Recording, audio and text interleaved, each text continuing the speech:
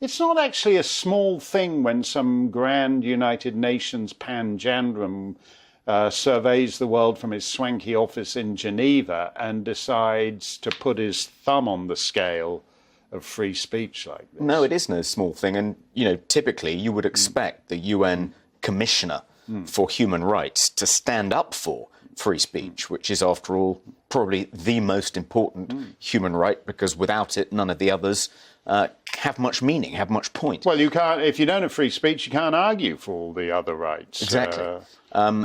So you'd expect someone like that in his position from his grand office in Geneva to actually write to Elon Musk to congratulate him on trying to make the principle of free speech sacrosanct in Twitter, in part of his mission to cement its place as the digital town square. But no, he sort of starts off in his letter seemingly praising free speech and saying what a fantastic thing it is and how important it is. And then there's a but. And the but is, unless you're speaking your mind about things like the COVID vaccines or climate change, in which case it's very dangerous and harmful and it shouldn't be allowed on the platform. So he's essentially saying to Elon Musk, congratulations for standing up for free speech, but please don't go so far as to stand up for the free speech of people who dissent from the prevailing orthodoxies around climate change and the COVID-19 vaccinations and the war in Ukraine. Because if you do that, people will be harmed.